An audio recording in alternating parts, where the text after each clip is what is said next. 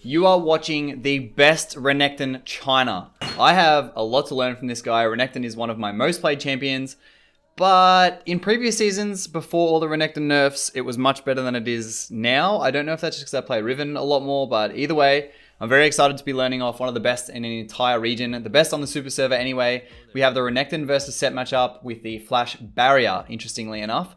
I think he's kind of playing towards, so the whole idea behind the barrier, I feel like, is because Renekton is quite like a healing-based champion. So if you can use that barrier to kind of like delay or nullify the ignite off the Sett, I think that's kind of like the whole idea behind barrier. It's kind of like the reason that some Aatroxes and Warwicks take barrier to kind of like nullify with the healing. So we're going to see him start Doran's Shield, which is pretty interesting as well. As far as I know from, his name's Xiao, I think his name is. He's also known as XYX Renekton. Quite well known, very famous player. Obviously succeeding on I'd say a pretty weak solo queue champion comparative to how strong he is in competitive. Succeeding on a weak champion in solo queue. The reason he's so strong in competitive is because junglers obviously play towards wave state, and Renekton is one of the best wave manipulators in the game, especially early where you can set up the rest of the game very effectively. Whereas Sett is one of the best laners in the game as well. Definitely able to solo kill and match the pressure that Renekton has in laning phase. So we're going to see how he deals with that today. As I said before, the Doran's Shield. So we have the Doran's Blade on the side of the Sett. The Doran's Shield Renekton is definitely looking towards playing towards a sustain condition. Renekton can always out-sustain the enemy top laner by using his Q for sustain on the wave. And eventually, if you just play towards your empowered Qs, you can actually just poke the enemy out of lane just by using your empowered Qs. You see him playing very passively here. He's not really worried too much about giving. He obviously values his health over the first 5 minions of the wave. Sett's going to get a pretty free stack, but it's not going to be quite a cheater recall base because the wave's too big and Sett's pushed it too fast. Sett also hit level 2 off the first wave, which means that Sett had killed a ward also. You guys should actually, if you can, pay attention to my voice and also the text at the bottom of the screen, because I've watched this VOD in hindsight and XYX does a really good job at explaining his thought process. It kind of is really awesome to read about his foresight with this matchup. But you can see Renekton starting to get into like a really good spot with the matchup here. Renekton starts to win trades when he has Fury. So if you're able to play patiently off the first 3 waves as Renekton, you're in a pretty good spot to start chunking the enemy laner out. He has a really nice little freeze here as well. So one thing as well, obviously pushing the enemy top laner, pushing you back under your tower is going to protect you from ganks too. So in a pretty volatile matchup like this, where if Sett gets a lead, it's going to be pretty hard to deal with. He obviously makes great use of the wave state here, being able to freeze. We're going to look for an all-in here. Sett's obviously just used his empowered W, or his W for the shield. So Renekton does have his empowered W up here. He's going to flash after the Sett, and should be a pretty clean kill. Very well played. So you can see kind of like the power that just playing passively, waiting for openings, playing the wave, letting the Sett kind of do what he wants to do until you have those that Fury. You want to have the Fury on the Renekton to win your trades. Ends up putting him in a really good spot with this lane now. So the top wave is going to kind of like be in a bit of maybe a freeze to slow push situation. So we can definitely keep playing the wave state. Renekton doesn't quite have an item yet. I think we're looking for the pickaxe buy at 875 gold or the iron spike whip buy because we're going into Gore Drinker first. So he will maintain this freeze. Going to put Sett at a pretty big level deficit. It's very bad for the Sett to die there because the wave state's pretty much going to like solo. Like the lane is essentially solo one just off that one play with Renekton. Renekton halfway to level 4, halfway to level 5 at the level 4, and Sett's only just hit level 3. Sett just coming back with a boots 1 and refillable, obviously not giving him any combat stats. Sett still looking to fight, even though Renekton also still has the barrier. Or Sett still has ignite though, to be fair. But I think the barrier is probably better in a 2v1 situation. At level 5, Renekton to level 3 Sett. An interesting thing about YXY as well, I feel like this sort of helps the Renekton scaling, is him going Conqueror. I actually usually go PTA, but I also definitely feel that my Renekton's damage drops off later in the game. So from what I've seen in this gameplay, his build is quite like, it is very drain tanky. I see like a lot of Renektons just go Gore Drinker into like Dead Man's Plate, Force of Nature, things that help him rectify his weaknesses like his movement speed and his kite ability. He goes those kind of like builds where that he's just frontlining. This guy goes, YXY goes Gore Drinker into like Death Dance, into like Hex Drinker. Titanic Hydra as well is probably one of the items I really want to try on Renekton after seeing this guy's gameplay style. We do see Sett burn his W there in a pretty aggressive fashion, probably thinking that Renekton has based. This wave would actually be okay for Renekton to base on because it is a bounce. But with Sett using such a key ability, we're going to see if we can't make something happen here. He will in here, get level 6. and should just die straight away there. Very well played. Again, very clean, calculated. There's just no way this Talon wins. I don't even know why he's trying to contest. Renekton still has barrier, stacking up his Conqueror with those autos. Another thing to note about XYX's Renekton setup is that he likes to go Alacrity. This is pretty standard. I mean, it's not really even XYX. I think Alacrity is actually pretty much essential on Renekton.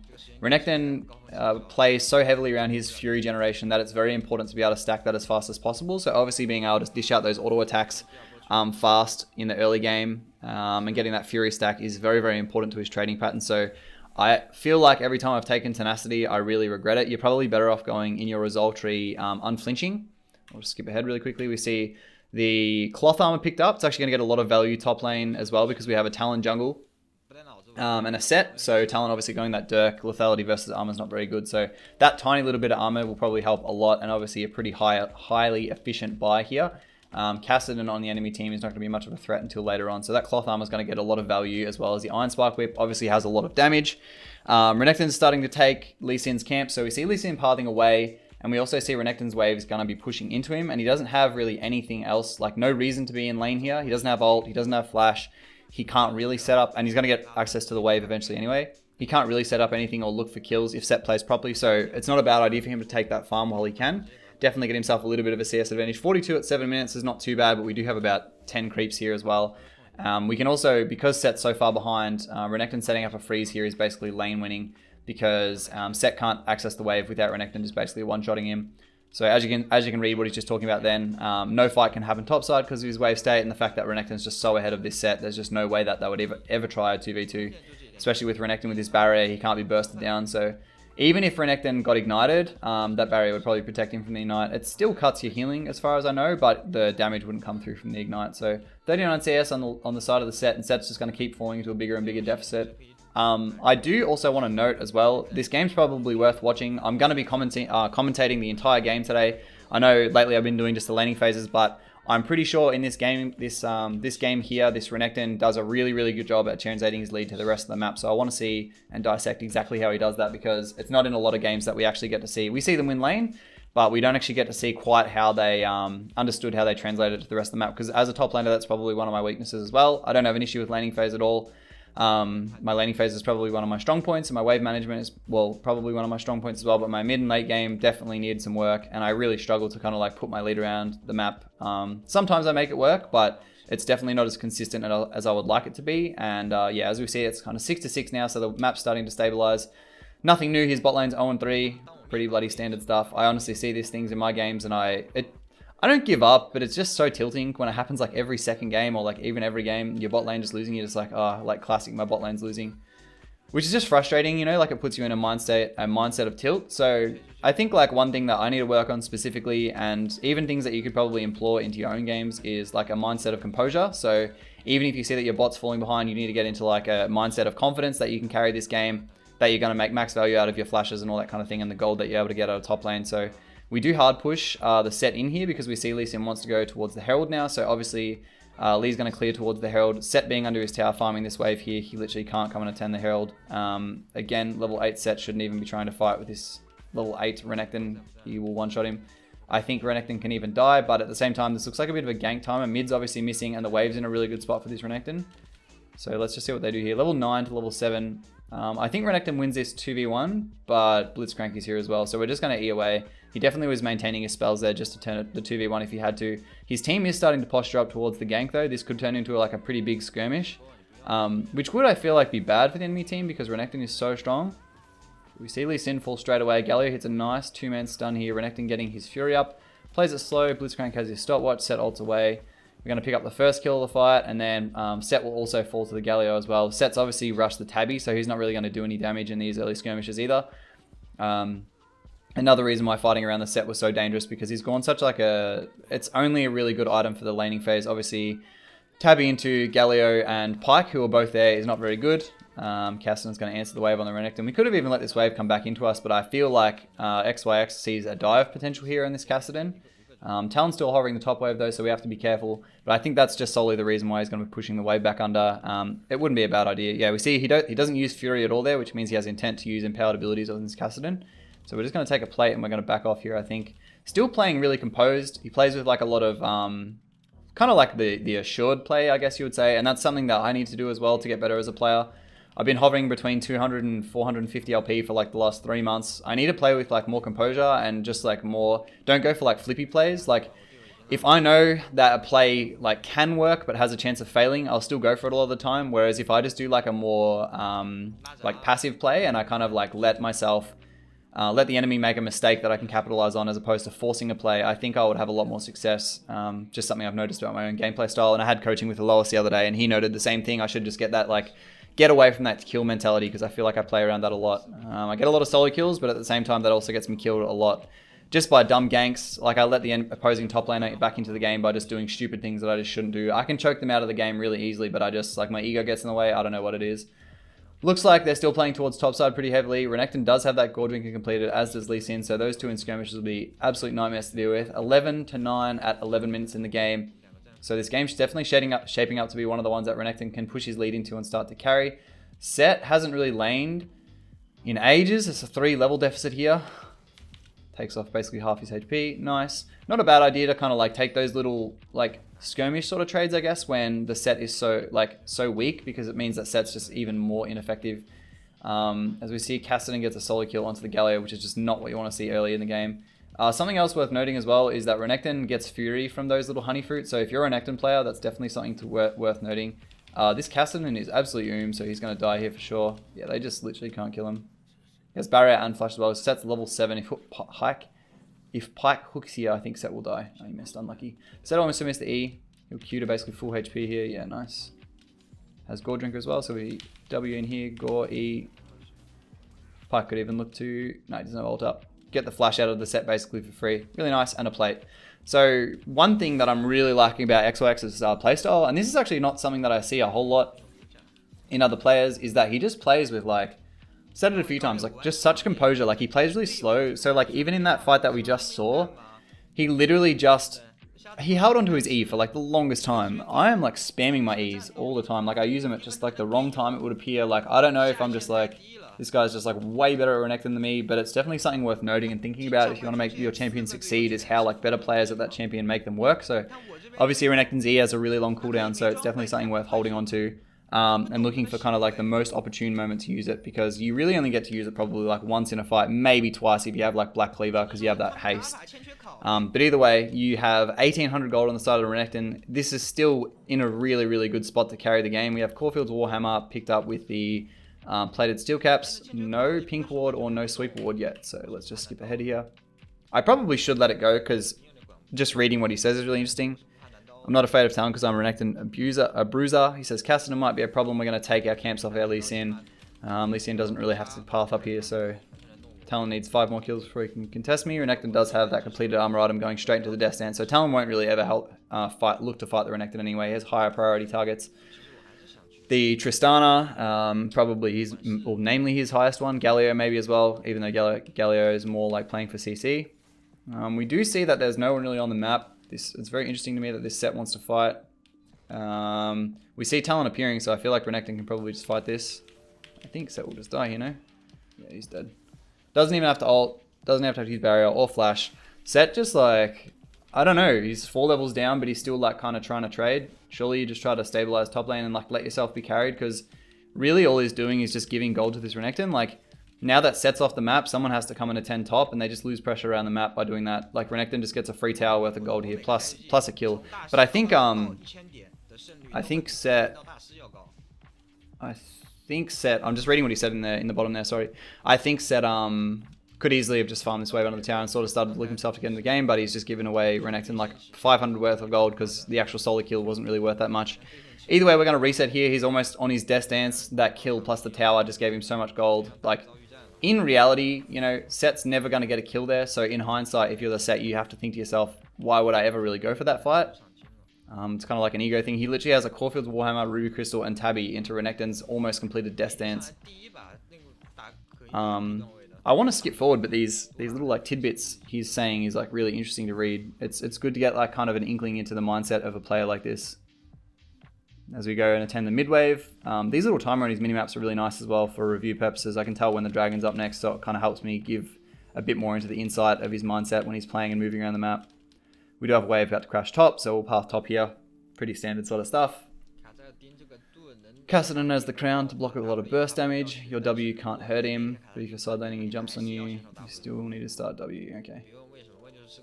Don't ask me why my response is too many lessons. Just experience, I guess. There are a bunch top though. This could be a pretty hairy fight. That being said, Renekton is like insanely strong, so I feel like Kassadin's pretty as well. They could definitely look to start a fight here. So as soon as Kassadin walks away, Sett's just gonna Renekton's just gonna start contesting. Sett will die here. Renekton still has barrier. Like, these are the kind of fights as well. Like, you just see this is a rinse. It's literally not even close at all. It's so not even close in these skirmishes. Renekton just needs to be in these early game fights where he can get a lead for the rest of his team. 3 are off the map and Lee Sin's pushing tier 2, so he's going to get a nice little bit of gold on himself as well. Level 13 Renekton with 10 CS per minute, 6-0-3. So he's got 9 KP, almost 50% KP out of the rest of the game. From top lane as well. He hasn't even really walked anywhere else. He's just playing these skirmishes so well. We're going to push into tier 2 here. Obviously, we're 600 gold. So this could be really, really nice for him. Clearing waves. It's so nice once you're like at this stage of Renekton, you really need to like accelerate yourself ahead of the game because levels give you so much in terms of stats. So for anyone that didn't know just how strong levels are, I'm just going to emphasize this with when you go from level 1 to level 2, you gain 80 HP, 80 max HP. That's literally, well, for most champions, that's literally like, well, okay, let's just retract that. It's for top laners essentially who have relatively the same HP growth. That's like a Doran's Blade. Like, that's so much stats. You know what I mean? Like, in early game, 80 HP is life and death. It'd be literally like coming to lane with no items versus a Doran's Blade worth of health. You know what I mean? Like, that sort of stuff is crazy. Which is, it just kind of like really highlights how much you should play the game towards experience. We do see his team still quite struggling when he's not in fights. So we're going to go and pick up the mid wave here to stop his team, stop the enemy from breaking, I think he just wins this though. Yeah. Stop his team from breaking the mid fights. His Sett's still quite tanky. Like, Renekton hasn't gone the highest damage enough build, but he's going to be just like really annoying where he's hurting enough and healing enough in these fights. He also has a really good composure with not using his ult. So like, I ult basically off CD when I play Renekton. Like, when you really think about it, all Renekton's ult does, it's a lot stronger in team fights than it is in skirmishes. So you should probably just play your if you really don't need to use it, you just shouldn't. So we're going to start moving around the map to give our team a little bit more resources. Lee Sin is clearing the top wave. So it doesn't look like Lee's really played the objectives that much this game. He's playing an offline game. Seems like Lee's like opposite the map to where Renekton is, or like wherever anything's happening. And the team wants to be fighting with Renekton because he has such a big advantage. So we are going to look mid here because we have 3 collapsing and Galio's engaging here, which is quite nice. Renekton has a nice little flank here as well. If he can get a flash W off onto Kai'Sa, he'll be in a good spot. Still good composure with his ult, hasn't used it yet. He should probably start using it here because he has, alright, Kai'Sa will fall. And he's going to get that healing off Death Dance as well. There's just no way this Renekton dies with Gore Drinker and Barrier. There's just no way. Even with Sett's W. Sett flashes, very nice. 9-0-3. 186 CS at 19 minutes. 10-0-3.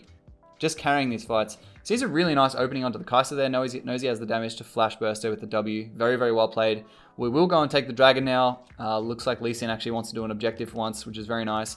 This is kind of where he goes into the Titanic Hydra. It's a nice item for Renekton because not only the wave clear, but at the same time, like, the HP is really nice.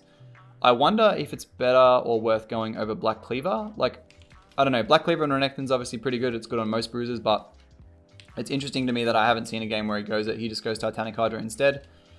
Really values the HP. I think it also synergizes really well with Renekton's W. I'm not really sure. Renekton has a really interesting interaction with his W and a lot of items. So you see the Titanic Hydra picked up there. Another thing worth noting, obviously, is that you should check your gold before you do a reset, because if you base with the wrong amount of gold, you're just wasting gold having to run back out into the map just to get, like, finish off your item, you know, like, try and make efficient buys. It was risky for him to take that wave there, but we knew if he got that wave, he'd have a really nice buy on the Titanic Hydra, so he decides to go for the risk anyway. There's 2 top. Sett is mid here as well. It's just, I don't know, Sett can't touch Renekton, so Renekton can do whatever he wants wherever Sett is. We're going to move up top here. Galio is dead, so this is actually a Baron angle for the enemy team because they can try to force a 4v5. He has both, like, most of his core items. I feel like Renekton won't really get too much stronger from here, but at the same time, he has to deal with a pretty fed Kassadin. It's kind of Renekton versus Kassadin this game, I think. So let's see if he's able to translate that lead into a Baron take or something like that. He knows that he doesn't have flash either, so it's probably not really a fight that he wants to take. We're just going to push out our side waves. You see Pyke in a bit of a fight here. Lee Sin looks like he might be picked as well, but Lee's also really strong. He's taken a lot sidewave. So level 13 lead to level 12 Talon. Renekton is here, never fear. Let's see what they can do here. Lee gets altered back by the Sett, very nice. Still sort of like wanted to save his W there, I feel, because the Sett's not that high priority of a target, but we do see his team converging. Does have the barrier, so he's not really too worried. Let's see, Castellan's 2 levels down still. I was like thinking Castellan was almost level 16, but it's not even close. And Tristana's here, but Tristana will fall. Castellan will also fall, but has stopwatch, maybe he'll survive. Nope, Renekton picks it up. Nice little shutdown on Renekton as well there. Still halfway to his next item. Still just like making such good efficiency out of his team. Like he's just playing his team fights so conservatively and like with such good calculation. Like he just waits for the enemy to make a mistake as opposed to like forcing these sort of plays. So let's see what he does next. I don't even know what item he kind of wants to go here. Probably just like some MR or some... you gotta go anything. Just some health even maybe. Level 15. It's a 5 gap top. On the super server. You just don't see it.